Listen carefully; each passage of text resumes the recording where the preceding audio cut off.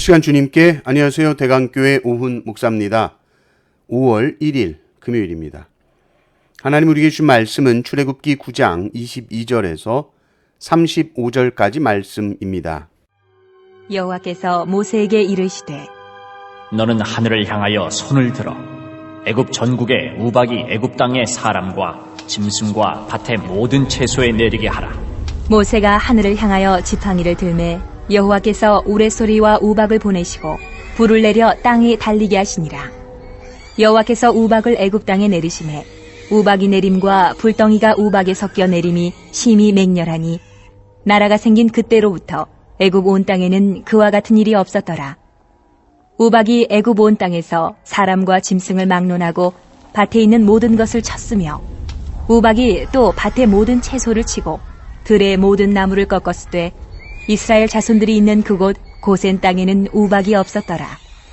바로가 사람을 보내어 모세와 아론을 불러 그들에게 이르되 이번은 내가 범죄하였노라. 여호와는 의로우시고 나와 나의 백성은 악하도다.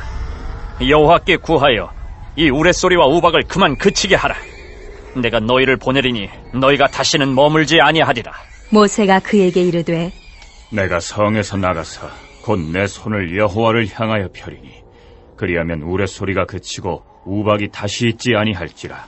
세상이 여호와께 속한 줄을 왕이 알리이다.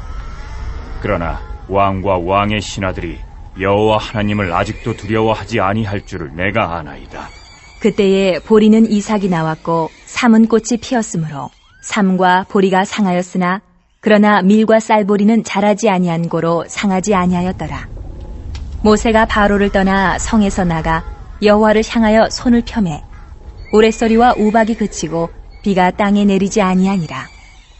바로가 비와 우박과 우레소리가 그친 것을 보고 다시 범죄하여 마음을 완악하게 하니 그와 그의 신하가 꼭 같더라.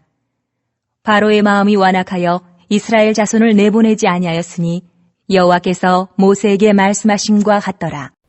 아멘.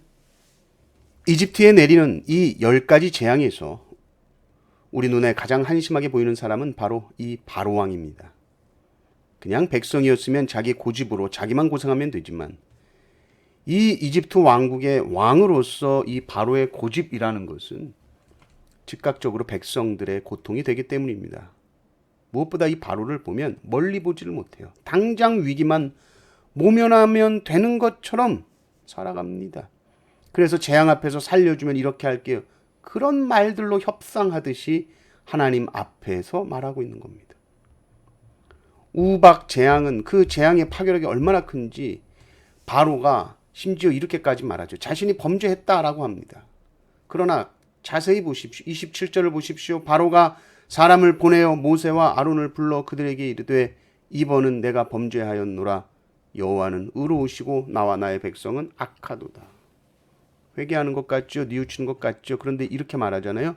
이번은 내가 범죄하였노라. 이번은 범죄했다. 그러면 지금까지는 잘못하지 않았다는 말이죠. 지금까지는 안 틀렸다는 말을 하고 있는 거예요. 그런데 지금 이 우레소리, 우박박, 번개가 쳐서 땅에 불이 붙고 이런 재앙이 무서운 거예요. 그래서 범죄했다고 항복하는 것 같은 제스처를 취하는 겁니다. 그러니까 뭐가 문제가 터지면 그때만 한번 도와주세요. 앞으로 잘할게요. 라고 하는 것은 회개가 아니라 이건 협상입니다. 하나님은 절대 우리와 협상하고 싶어 하지 않으세요. 하나님은 언제나 우리의 삶의 주권이 누구에게 있느냐? 누가 너의 주인이냐? 아직도 네가 왕이야? 이걸 물어보시는 것이죠. 그런데 문제는 바로는 하나님을 두려워하는 것이 아니라 재앙만 두려운 겁니다. 그래서 이 우레소리와 우박을 그만 그치게 하라 이렇게 요청하죠. 보내겠다라고 말하면서도 항상 우박을 멈추면 보낸다라는 이런 협상 형태를 띠고 있는 거예요. 이건 아니죠. 재앙을 내리든 내리지 않든 하나님 앞에 무릎 꿇고 주님 무슨 처분이라도 내가 달게 받겠습니다. 이것이 회개의 진정한 모습입니다. 회개하는 자가 어디 하나님과 협상의 태도를 취하고 있습니까?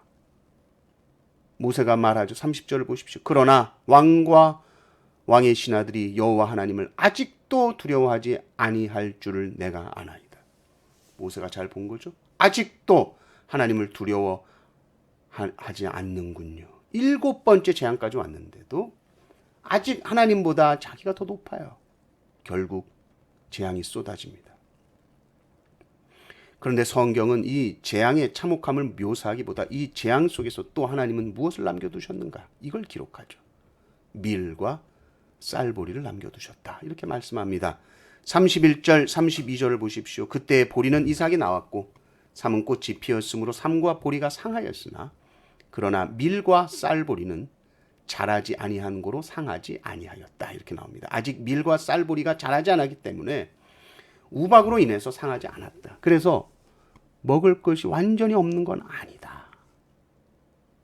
바로는 이걸 보고 또 아직도 먹고 살 게 남았군 하면서 안도했을지 모르겠지만 이것은 안심하라고 이렇게 하는 것이 아니라 마지막 기회를 주시겠다는 거예요.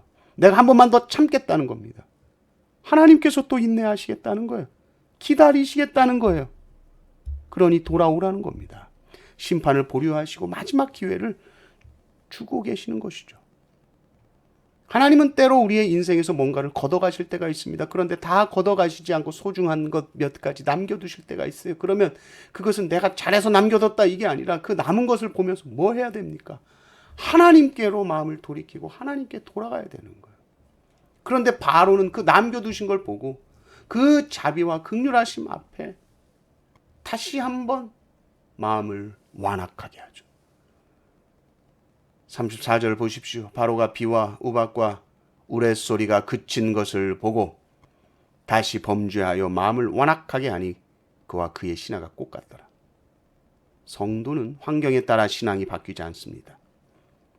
어떤 상황 속에서도 하나님을 붙듭니다. 고난이 닥치든 고난이 사라지든 내가 어떤 모습으로 하나님 앞에 서 있느냐 이것이 제일 중요합니다. 바로는 상황을 보고 잠시 두려워서 떨었지만은 하나님을 경외하지는 않았습니다. 여전히 자기 안에 있는 교만함과 완악함이 하나님 앞에서 해결되지 않았습니다. 우리의 신앙은 환경에 따라서 형편에 따라서 이리저리 흔들리는 상황적인 신앙이 되면 안 됩니다. 전천후의 신앙이 되어야 합니다. 비가 오나 눈이 오나 하늘에서 불이 내리나 평온하나 변함없이 하나님을 인생의 주인으로 모시는 신앙이 참 신앙입니다.